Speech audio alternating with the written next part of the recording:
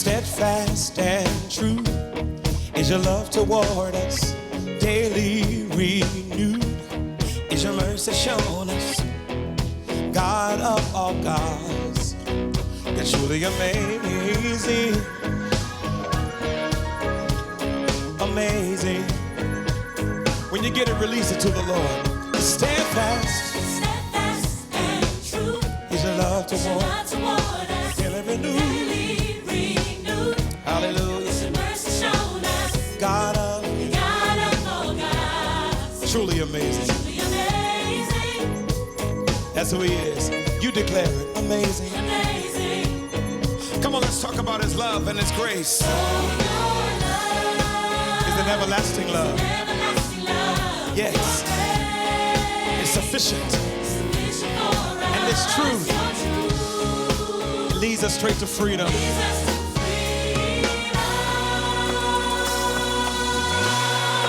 Amazing. amazing, That's who the Lord is. Come on, let's declare it together. amazing. Hallelujah. Everybody sing steadfast. Steadfast and true. Is your love toward us. Your love toward Daily us. renewed. Daily renewed. Hallelujah. Your mercy shown He's the God of all gods. God of all gods. He's truly amazing. Be amazing, Make no doubt about it. He's amazing. Come on. amazing. Hallelujah. Oh, your love is an everlasting love. Everlasting love. Your grace is sufficient for us. Your truth leads us to freedom. Oh, your love is an everlasting love. Everlasting love. Your grace is sufficient for us. Sufficient for us. And your truth, it leads us to freedom.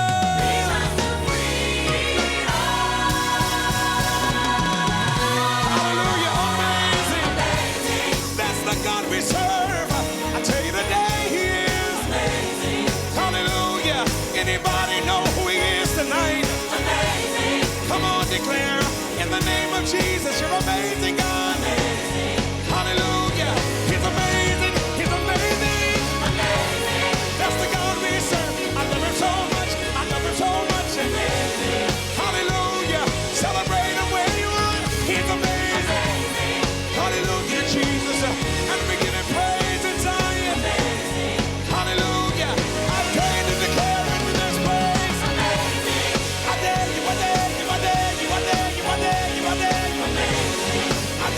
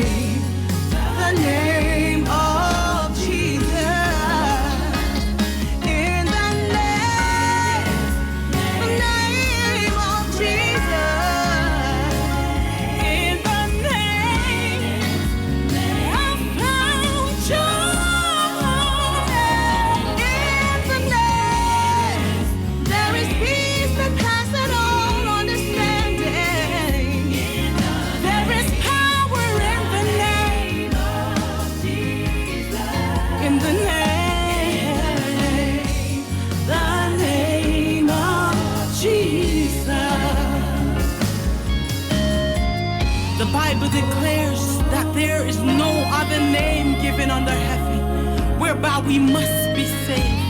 But it's in the name of Jesus I find strength. It is in the name of Jesus I find peace. The name of the Lord is a strong and mighty tower, and the righteous runs in and is safe. I need everybody all over this room to shout the name of Jesus. Yeah, yeah. Oh, Jesus. Oh, Jesus.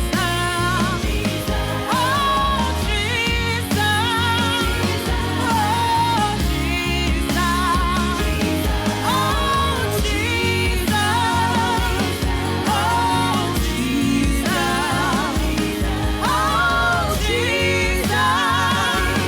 Oh, Jesus. He's my provider. He's my healer. Somebody call him. Nobody like him. There is healing in your name. The name that is above all names. There's nobody like you, Lord. No God like my Jehovah. Oh, yeah, yeah. Oh, Jesus. Jesus, Jesus, Jesus, Jesus. Oh, Jesus. Yeah, yeah. I love you, love you, love you, Lord.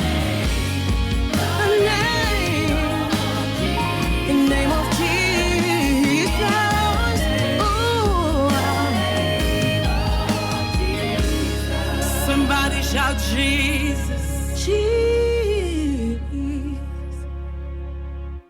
Praise the Lord, everybody. This is Deacon William Hawks, also known as El Presidente, here at Gospel 88.7 FM and 100.3 FM Atlantic City, where we have gospel. And yes, we're still spreading the gospel one song at a time. We want to thank God for all of our listeners who continue to pray for us and support us. Oftentimes, I'm walking down the street and someone asks, Deacon Hawks, El Presidente, I want to help. I want to get involved. I want to do my part. And they say, how can I do that? And I say, you know something? You can log on to our website and participate in our 8 for 88.7. That's right, 8 for 88.7. That's where we ask you to get involved, and you can support us by just donating $8 a month. How do you do that? You just go to our website, www.wehavegospel.com, press the donate button, and just simply support us with $8 a month. It's that simple. Once again, just go to www.wehavegospel.com, click the donate button, and follow the instruction. There you go. It's as simple as that. And once again, we thank you from all of us here at Gospel 88.7 FM and 100.3 FM, where we have gospel and where we're spreading the gospel one song at a time. Gospel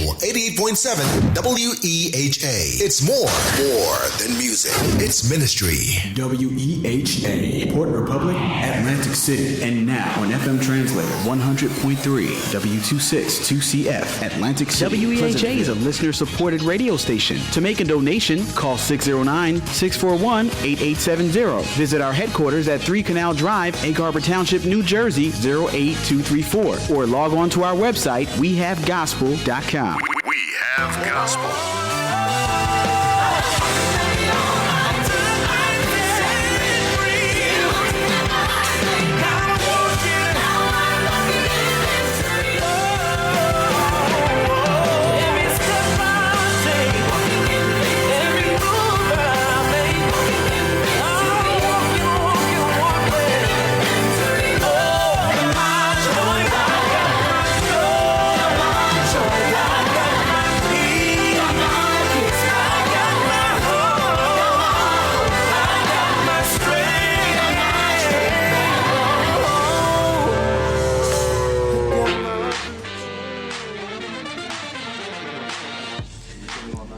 If you just tuned in, you're listening to In the Community with Dr. Thelma Witherspoon right here in your favorite gospel radio station, WEHA Gospel, 88.7, 100.3 FM. We have gospel. Two-time Stellar Award-winning radio station, WEHA. This broadcast has been brought to you by the Hawks Family Businesses, who has been serving our community for over 30 years, and also Beacon Hall, turning moments into memories, and Christ Gospel Church, the Love Center, Whitesboro, New Jersey, Bishop Edgar Robinson, and First Lady Vanessa Robinson. I want to thank all of my sponsors for this month. Thank you so much for sponsoring In the Community with Dr. Thelma Witherspoon. There are a few announcements. I have some ticket giveaways today that I want to give away. Real Talk Kim is coming to the gathering, See Beyond. And this is going to be held at the on March 6th, 7th, and 8th. But these tickets are specifically for the 8th. Well, it's for the whole weekend. But on the 8th, you can go to this program. It is a ticketed event, but the Hand Foundation, my friend Dr. Sandri Bermudez, donated these tickets. And certainly if you would like these tickets, I'd like for you to call in at 609-641-8870, option 1, after I make my announcements. All right, so I got a couple other things I want to tell you about that's going on. Well, first of all, Kobe Bryant's memorial is coming up. This is national news. I'm sure most of you already know this because you've been following it for a long time. And I was just shocked. I was in shock when I found out that there was a charge of $224 and some change. So I rounded it off to $225 to go to his memorial service. I thought it was very distasteful. I just couldn't believe it. I had no words. I just had no words to say for it. You can't buy class. But this man here, I don't think it represents his life and all of the things that he has done in the community. 200 which foundations, that he was a philanthropist, he was a businessman. It's almost like saying give him a GoFundMe. You know what I'm saying? Unbelievable. Nobody or anything. As far as I am concerned, the world has already memorialized him. And if you need a booklet, go to Sports Illustrated. I just thought that was terrible. I do want to say that sure, our condolences are to his wife and families and to all of the families who were in this horrific helicopter crash. But to me, this is not a way to send Kobe Bryant out. That's just my personal opinion. That's my national news. On a local level, English Conversation Group on Tuesdays at 6 o'clock p.m. open to adults. Do you want help learning conversational English to prepare for your citizenship test? Would you like to practice your English in a welcoming setting? Join this weekly group led by a native speaker of English. And this is held at the Atlantic County Library System in Pleasantville, 33 Martin Luther King Jr. Avenue in Pleasantville. The number there is 609-641-1778. All right, so that's held at the library, and this is something being sponsored by the Atlantic County Library, Atlantic County Executive Dennis Levinson, Atlantic County Board of Chosen Freeholders. So I really didn't know that was going on, but I'm out there in the community, and when I find out information that is good for our community, I make sure that the community is well aware of what's going on. There are a lot of things also going on locally. There is a vote coming up in Atlantic City on March the 31st, whether to change the form of government back to the form of government that it used to be in 1982, a commissioner form style of government. So the voters have the decision to make over there in Atlantic City. Make sure that you go out and vote. Your vote does matter. I was watching something with President Barack Obama, and he was talking about people who were saying that their vote didn't matter.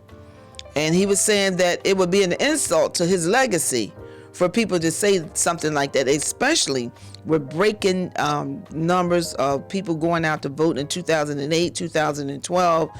Your vote does matter. So whatever your decision is, make sure that you are at the ballot, not the ballot box, but at the polls. Go take your soul to the poll and vote what your decision will be for this change of government coming up in Atlantic City. Okay, we're moving right along. I'm excited today. I was just like off the chart right now when I was reading about Kobe Bryant, so I got to calm myself down a little bit here. But I didn't know him personally, like many of you didn't know him personally. Maybe some of you out there did, but I just didn't understand it. I just didn't understand that. Why? And sometimes people give you we have Bishop Gandy in our, he's my first guest. Live in the studio today, but we're not here to talk about Kobe, so I'm going to move on. May he rest in peace, him and his daughter, and all of those who was lost in that tragic, horrible helicopter crash. My first guest is Bishop John Gandy. He is not a stranger to In the Community with Dr. Thelma Witherspoon. He's a friend, someone I've known, him and his wife, down through the years. It sounds so long. Down through the years. Yeah, God's been good. It's sure been good to us, right? And he's here, and he has an event coming up, and we want to talk about legacy. He's also an activist in his own right. After the passing of his father, he became the pastor of the church, and he has a center. When I ride down Philadelphia Avenue and see the James Gandy, my father's. Yeah, James E. Gandy Center, I always think about you, and I think you done that after your father passed. Yep. And it was like a memorial. Absolutely. For your dad. Absolutely. In addition, you had a street named after you. Well, somebody was. I don't know. I'm honored. I'm really thankful for that. Yeah, That's a great honor. But that says a lot about you and the work that you're doing in Egg Harbor City. Well, praise God. So I can't say you don't know Bishop James Gandy, Bishop John Gandy, the son of the late Bishop James E. Gandy and Mother Callie Gandy. Yes. All right. Yes. All right. I can't say you don't know him, but just in case you don't, Bishop Gandy, would you like to say a little something about yourself? Well, first of all, I'm thankful to be here. I appreciate it. And congratulations to you, by the way, and being installed as the pastor of the church there, Westminster Church, following your father. Thank you. And that is quite an honor and quite a nice burden to have. I know you're going to do well. God is with you. I'm here. I'm married, of course. This year is my 40th wedding anniversary. Are you kidding? 40 years. Y'all been married 40 years? 40 years. And that's just, I'm like 37, Where has the time gone? Oh, my God. I tell you, it's been great. I've had a wonderful marriage, wonderful wife, wonderful family. So I'm so thankful for that. And shout out to my wife. She's in Florida right now, but if she's online, shout out, Trish. So I'm happy to be here. Thank you for the opportunity. I want to talk about something that we're sponsoring.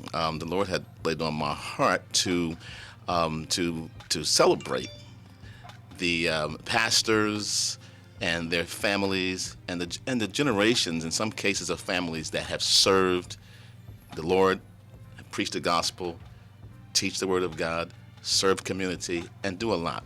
So we're sponsoring what I've called the Legacy Recognition Award Luncheon. And I take it from 1 Timothy, the 5th chapter, verse 17. Let the elders that rule well be counted worthy of double honor, especially they that labor in word and doctrine. So I think that, so we're doing it with that spirit. I devoted myself to serving my father as you did your father. Yes. And I did it to show honor. Right. And I think sometimes, when we talk about honoring people, we're not saying that we honor them because they are great or because they have great churches or they have large ministries. We honor them to lift them and to celebrate them. So honor is showing appreciation. Honor is giving them what God says they're due because they labor in the Word and because they have labored in the Word and in teaching. That's not to suggest that everything that that they have done has been, necessarily right. There have been, I wouldn't say right, have been perfect, or that there have not been some situations that have not turned out the way we would like to see them have turned out. But that has nothing to do with honor.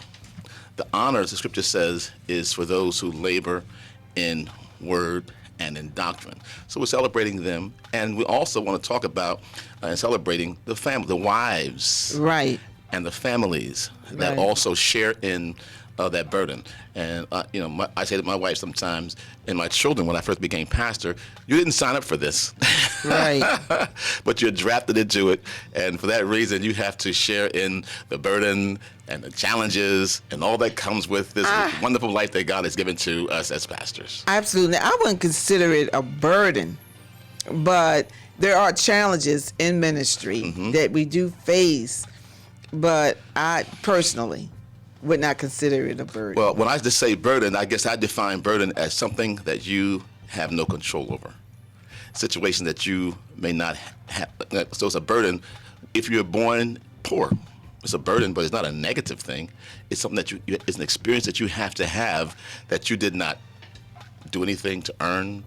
There's nothing you can do about it. It just is. And I use burden in that context, not in the suggestion that it's a bad thing. I understand. Yeah. But you could be born poor, but you can change. Yeah. That doesn't mean you can't change, but it's like being born in or having married a pastor. Right. It comes with certain challenges and so forth, but it doesn't mean it's bad. It's not going to all be bad. It's not going to be negative necessarily, but it is an experience that you have to bear that others may have signed up for it. You didn't sign up for it. The pastor was called. You were not called. That's true, but people see it as glamorous. True. They see it as somebody who's taking all the money, right? Going on a bunch of trips, got a big car. They don't see the calls at night. They don't see you getting up to go to the hospital.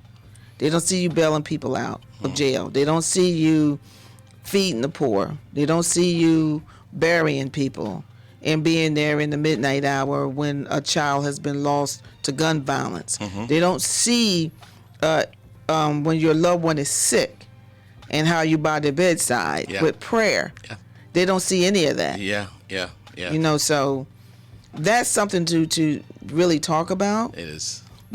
People only see one side, but there's a whole other side to ministry. Right. And people see one side because there's no reason for them to see the other side. There's no way, no reason. It's like a person who is single, never having the experience of being married. They have no way of knowing what that experience is like. That's true. So that's why, I want to share the story and tell the story, because you're right. People have perceptions from the outside, and things may appear to be more glamorous than they are.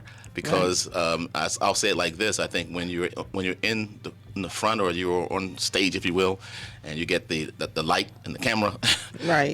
That's only on the stage. That's only on the stage.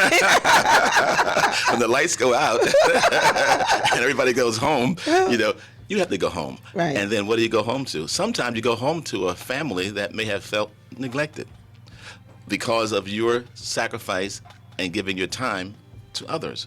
Sometimes you go home to children who wish they had their father for Christmas. Right. When their father was out making sure that everybody else in the church and the community had a wonderful Christmas. And I don't, say that any of that is a negative thing. I think it's been a great blessing. It has taught us to be givers as well. So that blessing, kind of carries on. And so it's not a negative thing, but there is an experience that people don't see. And then they see the carnage sometimes, because it looks glamorous, especially when you're young.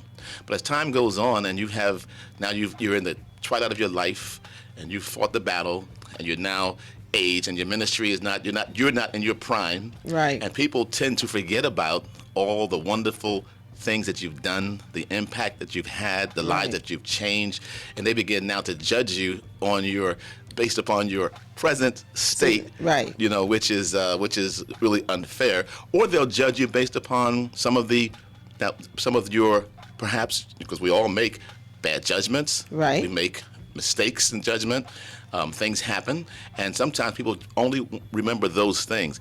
We want to tell the story and celebrate all of the things that the contributions that pastors have made, their families servicing and sacrificing. We want to celebrate that, acknowledge that, not to suggest that they are better than anyone or anything like that. It's just an experience that I think that we need to celebrate, because today particularly, so many times we hear about all the negative things that pastors or pastors' families, we hear about all negative things, but I think that those stories are those are the exceptions.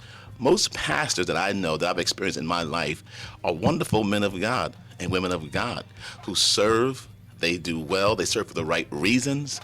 They serve people. They give their all, and those stories don't get told. No, those people are not celebrated. So we just want to say, to say thank you and to show honor to some of those families, some of those pastors, and we're documenting their stories. So we're documenting their stories by video, and we want to celebrate their lives and so forth, and to show honor to them and appreciation to them and their families. Absolutely. I don't believe that my community involvement, my community involvement was fostered by my parents. Mm-hmm.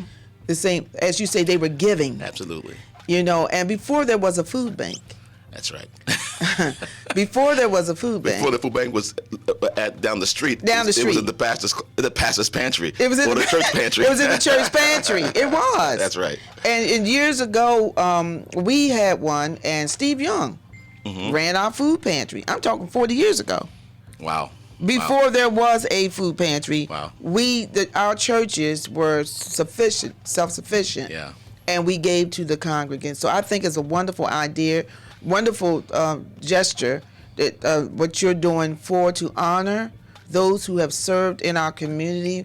I believe most of the people that you have served for over 40 years. Yes. And I want to talk about a couple of the honorees that you have, that you'll be honoring.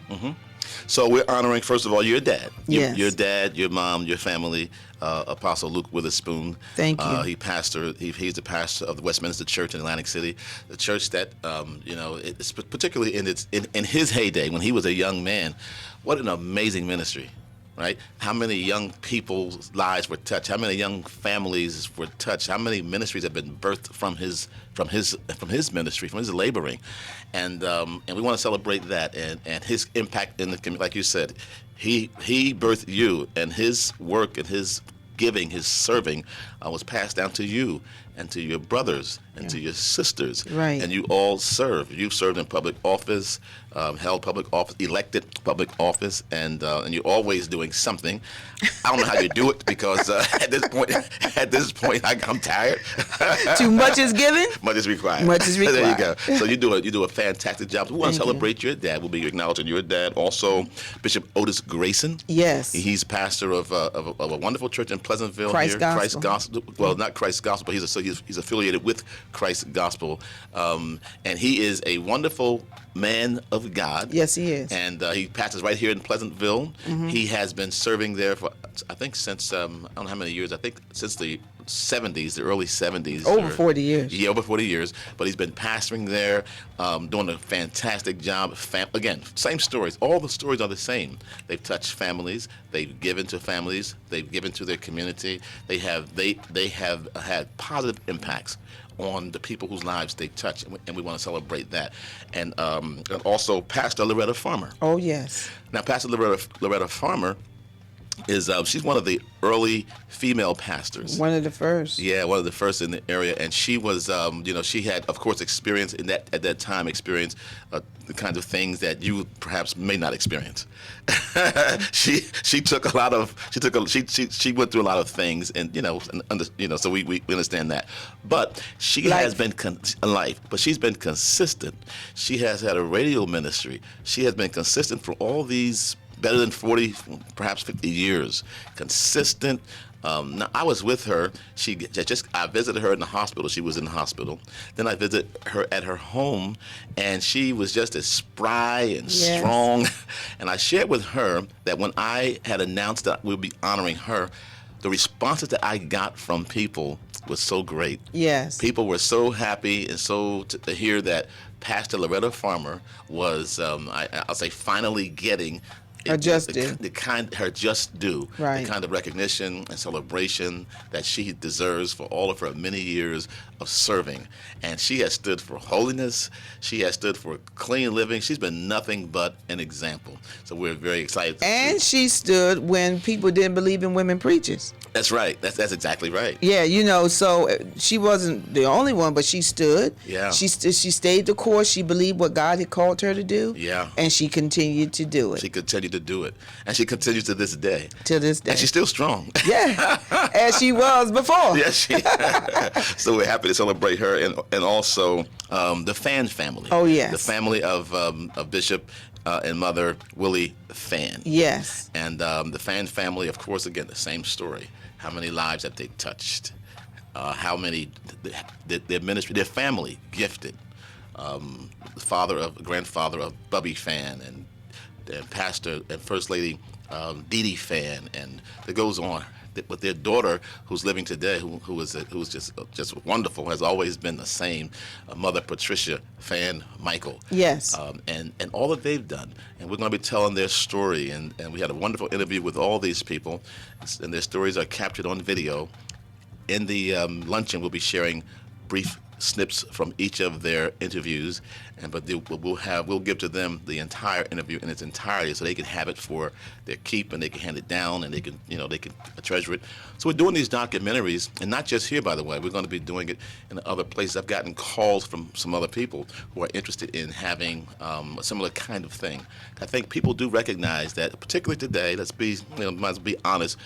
Church pastors, and so forth. Their reputations and their legacies are being greatly tarnished, and we just want to capture and tell the untold story. Absolutely, And, absolutely. yeah. There is no perfect church, Right. because there are no perfect people. That's correct. You know, and it's just a wonderful thing that you're doing, documenting, and while they are alive. While they are alive. Because a lot of people don't hear about the good things until they're passed away. Yeah. Their families hear it. That's right. But they don't hear it, you know. So I think it's wonderful. And this event is going to be held on... It's going to be held on this month, the 29th, the last Saturday of this month, which is next Saturday, at 11 a.m. at the Abundant Life Worship Center Church, located at Bishop John R. Gandy Avenue in Egg Harbor City. And the tickets are $40 if you'd like to attend. Seats are very, very limited. We're doing it to show, and we have some wonderful gifts for them as well, to be honoring them in some real special ways.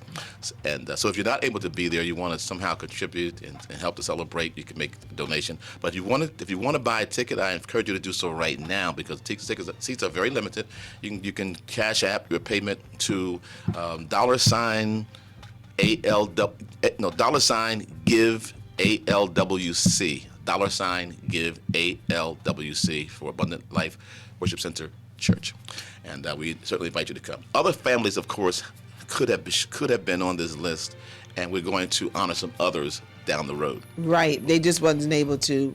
Correct. To do it at this time. That's right. Some of them are away, out of town, and so forth, and that kind of thing. And we were not going to do everybody this time anyway. There's too many. Right. But we do want to try and celebrate. Because you got the Johnsons, you got Bishop Jerkins, you got the Feasters. I mean, you got a whole... It goes on and on. And they all are deserving of double honor. Absolutely. So we want Bishop Waders. Bishop Waders, yeah. Mother Waders was on this list this time, but she was, due to, she's obviously very well up in age. Yeah, so 98. 98. Soon to be 99. So this was not the best time for them, at this time. But we just want to say thank you to them, celebrate them, lift them, and that's it. And their families and their spouses. Absolutely, because the spouses sacrifice a lot too. Absolutely, they do. They really do. Yeah. And so I think this is wonderful, and it's being done in Black History Month.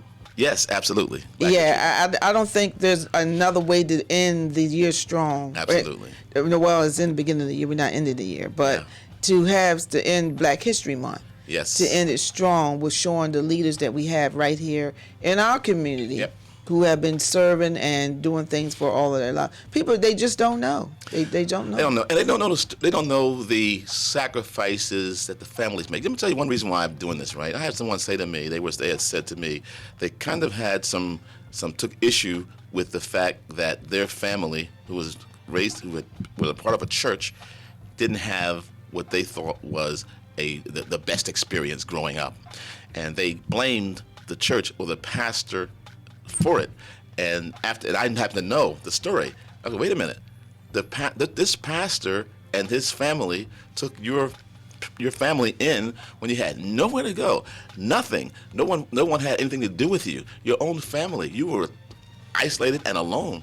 This pastor and his family embraced you and made you a part of their family.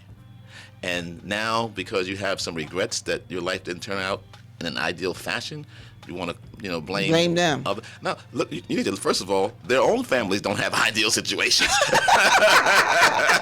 So it's just unfair. It's unfair to spread that kind of that kind of seed, that kind of poison. I just thought it was unfair. So. Well, people never talk about the good that you do. Yeah, that's correct. They borrow money for the church because they need their rent paid. Absolutely. They needed this done before the welfare. Yeah, absolutely. Was having payment on your electric and your gas. Absolutely. It was the church. Listen, I know.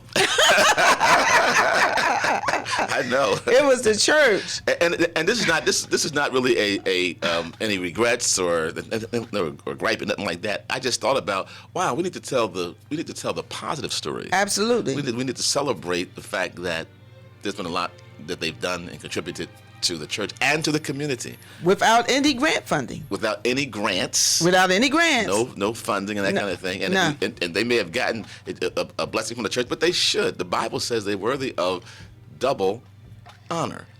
Well, we're getting ready to go off for this segment. What would you like to leave with my community? I'd like to just say that, again, I want to thank you for allowing me to come on today and share this. And I'd like to just say to the community that let's not forget the institutions that our community has. And there's no greater institution than that of the church. With all the challenges, all the flaws, and whatever else is going on, I'll say this, that most of the real stories and most of the stories, the good stories, are not told enough. So we want to take an opportunity to tell our own story so people can know the whole truth and really, really begin to have a better appreciation for our people. The whole truth and nothing but the truth. And nothing but the truth. So help me God. Well, thank you, Bishop Gandy, and thank you for honoring all of the leaders. They're well-deserving, including my dad, mom. Yes. And I'm looking forward to being there on next week to help celebrate and be there as they're being celebrated for their lifetime work. Yes, absolutely. For their lifetime work. So I want to wish you well, and again, thank you for doing this. Thank you for Abundant Life. It was a beautiful idea, and it's just a wonderful thing to be done. It's my joy. All right. Thank you. Let us continue to pray for also Bishop Pettiford. Bishop Pettiford's family. Bishop Pettiford was my diocesan years ago. We were part of the Bible Way churches. He was a diocesan. He's from Patterson, New Jersey. He passed away, and we'll be celebrating his life this weekend. Yeah. This weekend. All right. Have a blessed one, and keep those dials locked to WEHA. We'll be right back. Thank you. In a few minutes. All right. Thank everybody. Thank everybody for watching, for tuning in. God bless you. And if you want to get a ticket to come, or if you want to contribute, give $give ALWC. Cash App $give ALWC. Thank you so much. All now, right? what about people who don't have that? Because older people, they don't have Cash App. That's true. You can call 609. 609. I'm trying to figure which number to give. But you only got 24 seconds to do it. 609. You can call me 517-6446 if you'd like a ticket. And you can also mail a check to P.O. Box 640, Egg Harbor City, 08215. All right. Keep those dials locked to WEHA. We'll be right back.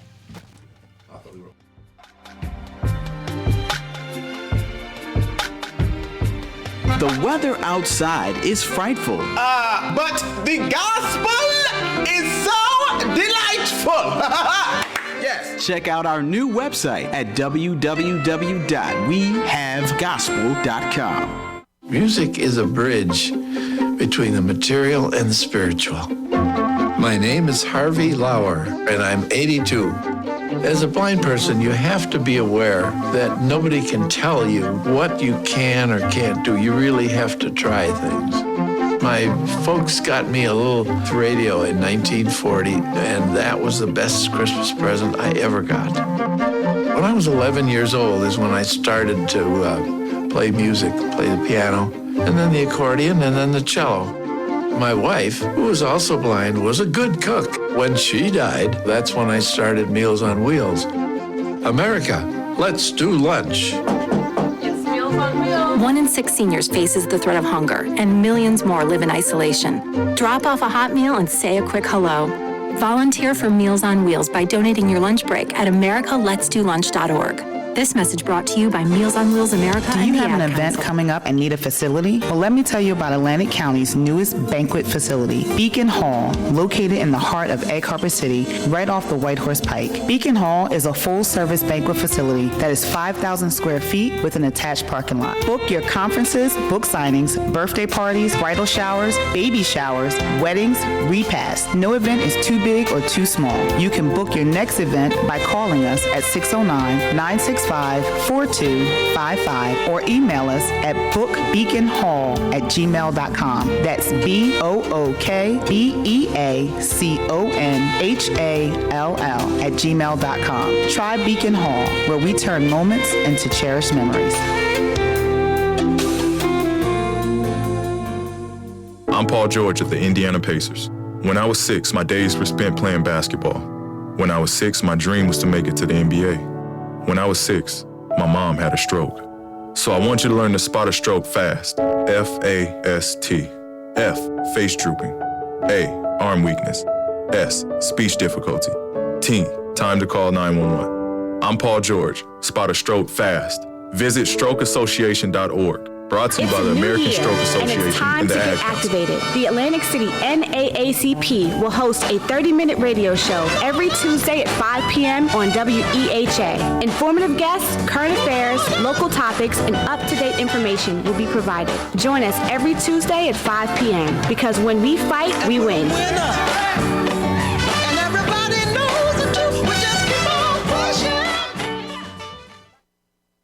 The Jimmy Whitehead Power Hour, power to the people, talking about the power of the people of Atlantic City, a platform for people to discuss ideas of the community, creating an all-inclusive environment where people of Atlantic City can actively participate in the economic revitalization of Atlantic City's future. This forum will focus on black and white capitalism, working together to create red, white, and blue capitalism. Every Monday from 5 to 6 p.m. on WEHA 88.7 and 100.3 FM. WeHaveGospel.com. The Jimmy Whitehead Power Hour. Power to the people. If you just tune in, you're listening to In the Community with Dr. Thelma Witherspoon right here on your favorite gospel radio station, 2-time Stellar Award-winning radio station, WEHA 88.7, 100.3 FM. We have gospel. This broadcast has been brought to you by the Hawks family businesses who have been serving our community for over 30 years. And Beacon Hall, turning moments into memories, and the Christ Gospel Church, the Love Center of Whitesboro, New Jersey, Bishop Edgar Robinson and First Lady Vanessa Robinson. I would like to thank all of my sponsors for In the Community with Dr. Thelma. Now my second guest, also, before I call on my guest, don't forget I have some free tickets here. Real Talk Kim, The Gathering, See Beyond, and this is going to be March 6th through the 8th.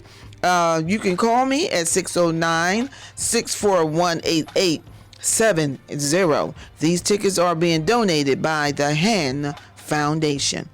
I'm very excited to have my second guest. He's not a stranger to In the Community with Dr. Thelma Witherspoon, coming all the way from the motherland.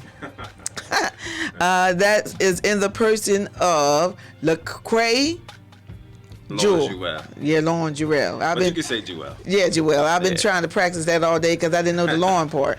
But Lauren Jewel. Did I say right? It's close enough. Close.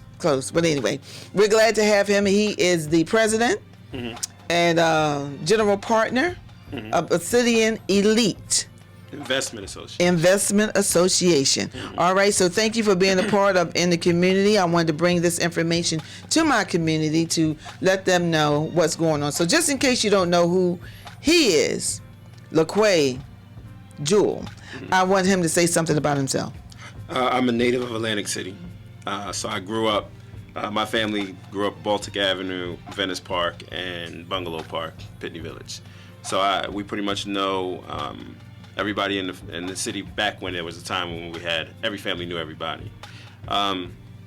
Lived in the area, went into the military, went into corporate America, came back, have established a few businesses. Now I do live in West Africa. I come back to the States to do business, but that's my home of residence. My first guest from West Africa. Oh, Atlantic City born, African American. When they say go back to Africa, I didn't do it because they said it, but that is our homeland. So I think that is the future of the planet in terms of resources and development. So we should be looking towards the international market in general, but definitely towards Africa for things that we can do. So you have a dual citizenship? No, I'm not interested in the dual citizenship. A lot of people talk about dual citizenship. There's really not much to gain from it. You're still American? Well, you will never lose your American citizenship unless you renounce it. So right. you get that by birth. But at the same time, if I go to a West African country with things developing towards the African Union, and they're moving towards a point of unification. You can see it coming, but it's somewhat in the distance in the future. I don't know that me getting a citizenship in Gabon or Cameroon or Nigeria does anything for me in terms of doing business. I'm already a member of the culture, and we all will be. But I don't think that, following the governmental steps similar to how we do things in the United States is necessarily the only path forward in West Africa. I understand. All right, so very, very, very good. We're going to move right on with that. Obsidian Elite Investment Group. Investment Association. Association has been around for at least 3 years.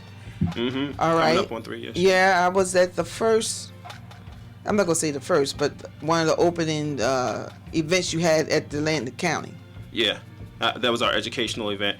We did that back in 2018, back when we were all expectorant that recreational marijuana legalization in the state of New Jersey was going to take place, as it was scheduled to, and we started to engage in the process of educating the community further as to what cannabis is and how we should change our perspectives from what we have seen in the past.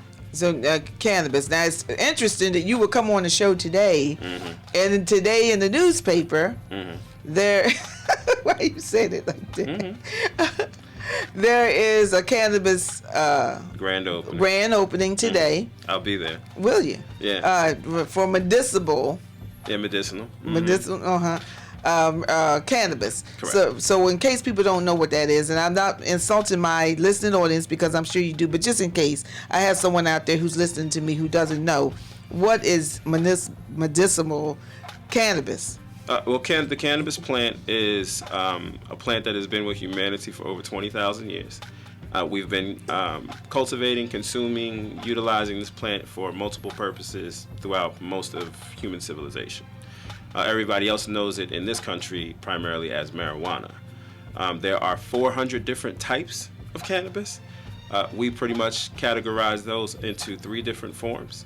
And one particular form doesn't have any type of psychotropic activity. There's no THC in it, so you don't get high off of it. Most people know that today as CBD, which comes from hemp. And then you have the marijuana plant itself, and people are using that for a host at this point. I think we're well over 200 different ailments that people use cannabis to help treat or help them feel better in terms of their symptoms, and in some cases cure or heal. That's one sliver of the market of the cannabis industry, the medical marijuana industry. Right, and so it's not legal yet. It is legal in this state if you are part of the marijuana program, the cannabis program, that allows you to have a card for medical purposes. Right, but I mean it's not legal for you to grow your own plants in your own backyard. No, it's not legal to do that. If you are caught, driving and they roll down the window, you ran the red light, and marijuana just blows out of the window, when it has happened. You could be arrested. We have so right now you have confusion. I understand. In some cities, they do not prosecute any type of marijuana infractions. You may get a ticket at this point. In other cities, some of the rural areas of New Jersey, I would assume that you would probably get normal business as it has been in the past. But I don't know that those cases actually go to prosecution in a court of law at this point, other than maybe some fines or something like that. But the point is, you could get in trouble. Yeah. Yeah, you get in trouble. Yeah, that's all I'm trying to say. Right. If you don't have an actual medical card, to purchase.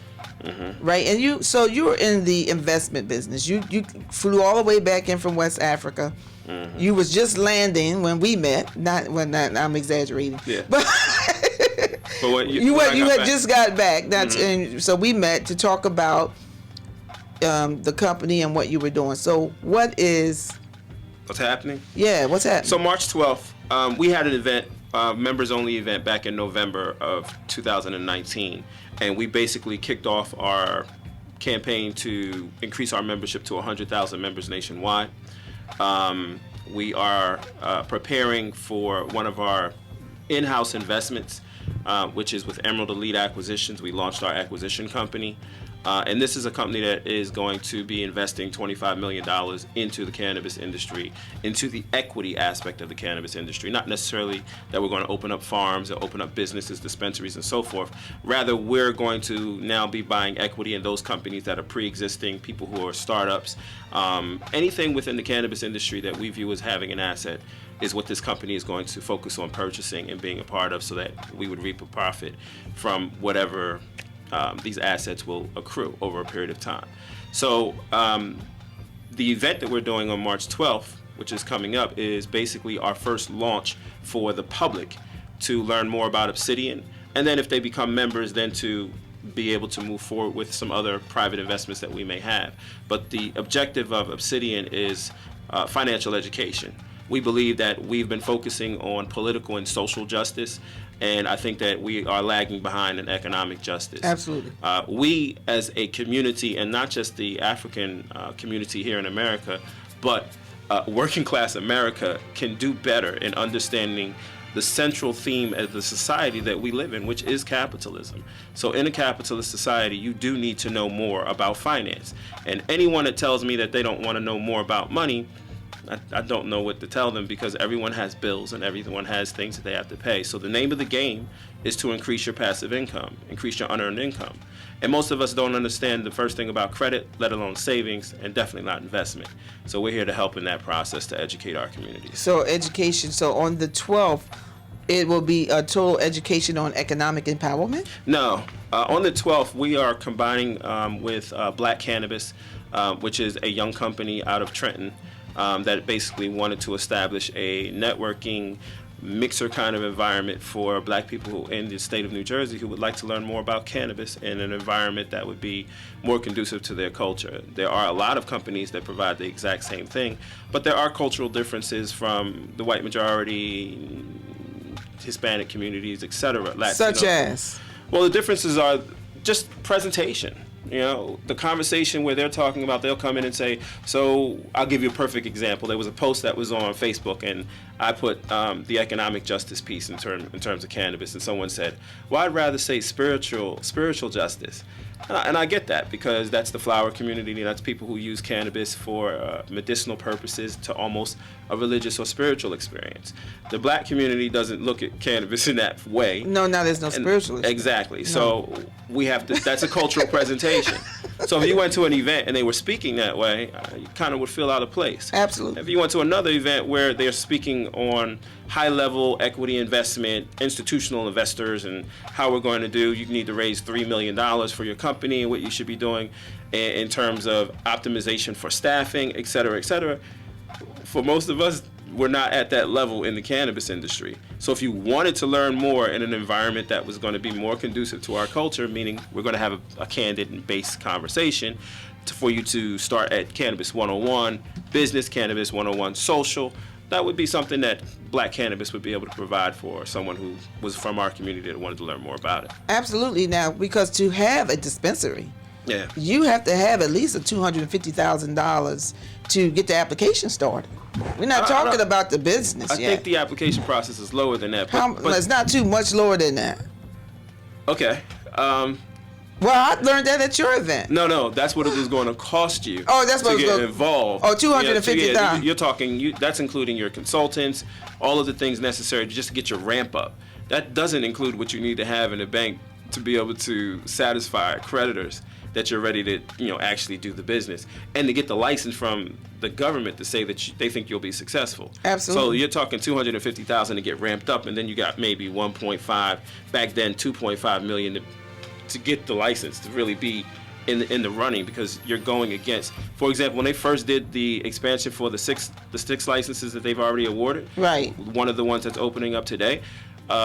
You had 900 applicants. You had 900 people show up for a briefing as to how to do the application. Wow. And so, Out of 900, you got six. You got six. Six. And each of those 900 represented, those are teams of people that want to be in the cannabis, that want to get those licenses. So each one of them, if you're going to submit your application, would have to be able to show quite a bit of financial credit or liquidity for them to be able to get those licenses in competition with all the other applicants.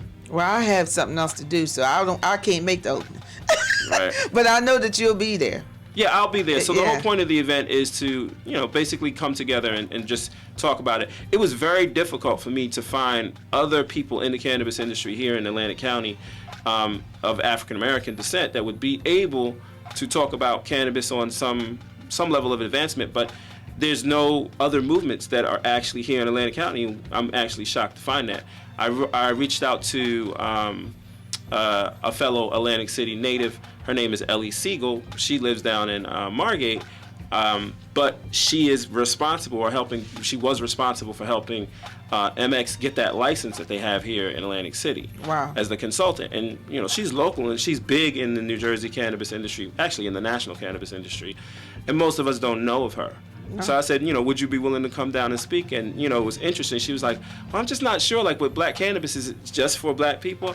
I said, I don't believe that's their intent. I think their intent was to make an environment where we would first be comfortable, and then everyone is open to come. And I said, well, if I'm going to be there, it's open for everyone. So. Well, because most of the times when you hear cannabis or marijuana in the African American community, there's been negative consequences. Let's talk about it. Yeah, you know, where people have been locked up, for it, or they're walking around still locked up and not out, and they're spaced out, or it's just a whole negative concept. So a lot of people didn't understand the medicinal side, the medical side. People who have epilepsy and all kind of problems, where the cannabis, from a medicine point of view, could be very helpful for them. So when they hear marijuana, they only hear it as a negative sense, not as something that's positive. Yeah, we have definitely got to change the context. Right. And to do that, I believe I gave this is almost 2 days ago,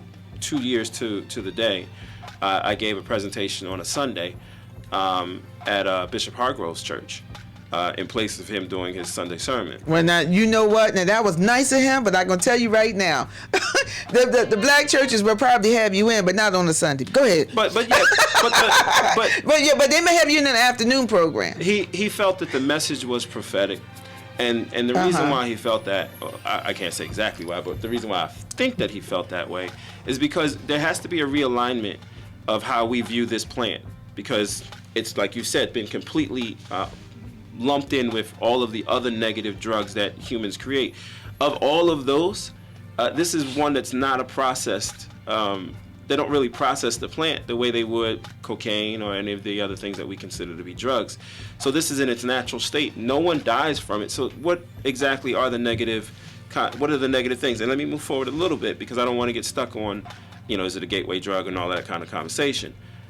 Go ahead. No, but I do want to say that recently a few people have passed away not because of the cannabis or the marijuana, but because it was fixed with fentanyl.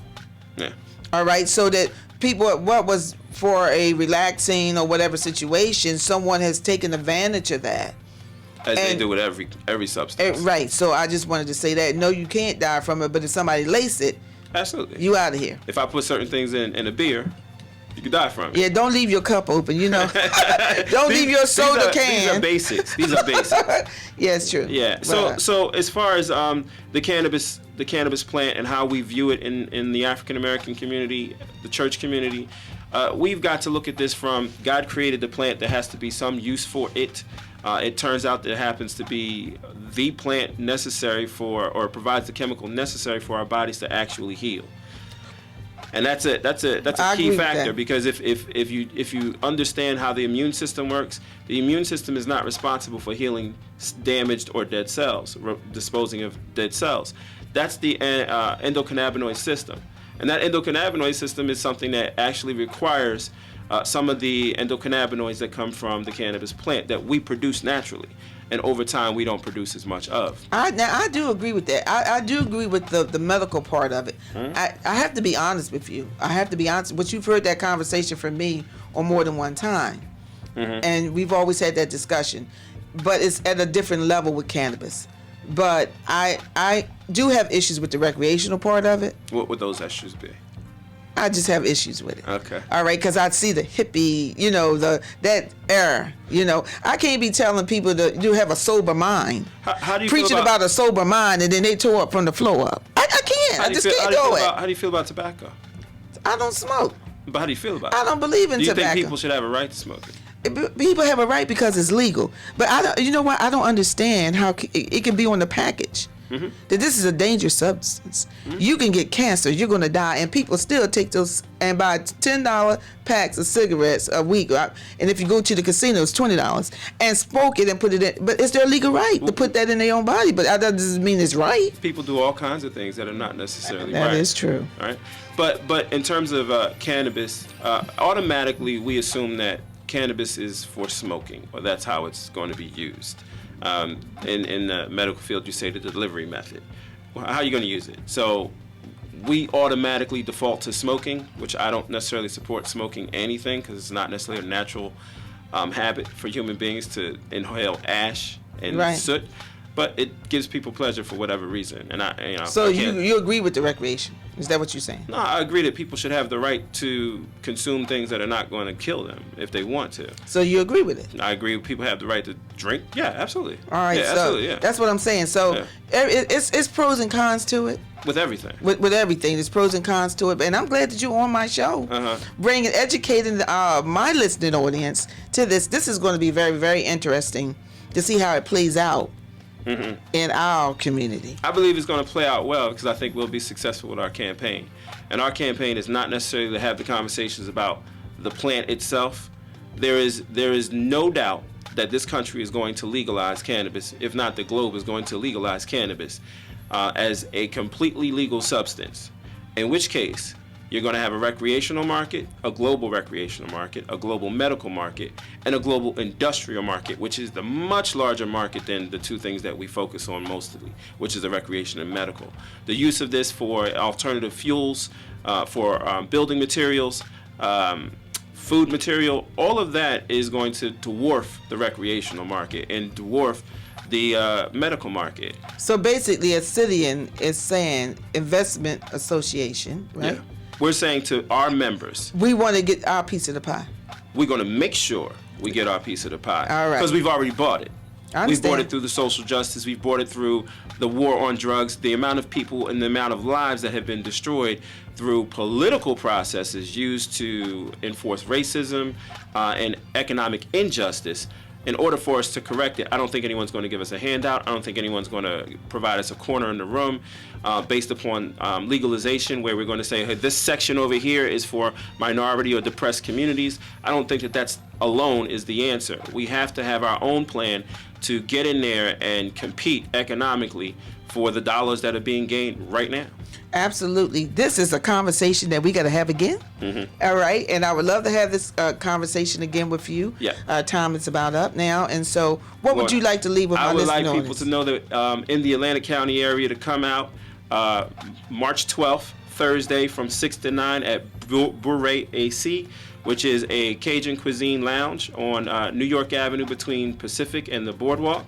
It is $20 for the public. Members have a discount. Please come out and join us for a networking night highlighting cannabis from a financial perspective, and as well as myself, Ellie Siegel, will be there to talk about the licensing process, how she was able to move forward and actually win one of those licenses. Absolutely. So you got to have some cash. And Obsidian Elite Association is going to tell you how to do it. That's right. All right. I thank you for being a part of my program on today. Thank you for having me. To educate my... Congratulations on your pastorship. Thank you very much. On the cannabis plant. Yep. And what's going on with that, the investment portion of it, the medical portion of it, the recreational portion of it. Industrial. The industrial portion of it. And it's going to be a great seminar. Yeah. You know, on that day. And what time is it? 6 to 9 p.m. 6 to 9. So it's more of a networking environment, you know. Probably have a soft drink or whatever you like to drink, and be able to mix and mingle. Now there you go. Relax. Now you had to talk about drinking up on my show. You know what I'm saying? Gotta enjoy yourself. This is what I'm talking about here. All right. Well, it's going to be a mix, but you can drink Pepsi. Whatever you like. Whatever you like, right? It doesn't have to be alcohol, right? That's right. But I really thank you for being a part of my show on today, and I wish you well. Thank you. Again, it's March the 12th. March 12th. And how do people get tickets? All right, so you can go to obsidianinvestment.net/AC event. You can call us. You can go directly to our website, Obsidian Investment. And what's the phone number? I don't know phone number. Oh my God! You can call us. You can call us, but you go straight to the website. Everyone, you just go straight to your smartphone. Go straight to the website. Matter of fact, when you get to the website, upper right corner, just click the phone number. Obsidian, spell it OBSIDIAN. All right. Investment.net. Investment.net. Absolutely. All right. I thank you for being a part of my program. Did you enjoy our program today? I know you did. Thanks for tuning in to In the Community with Dr. Thelma Witherspoon, right here on your favorite gospel radio station, 2-time Stellar Award radio station, WEHA, 88.7, 100.3 FM. We have gospel. Keep those dials locked to WEHA.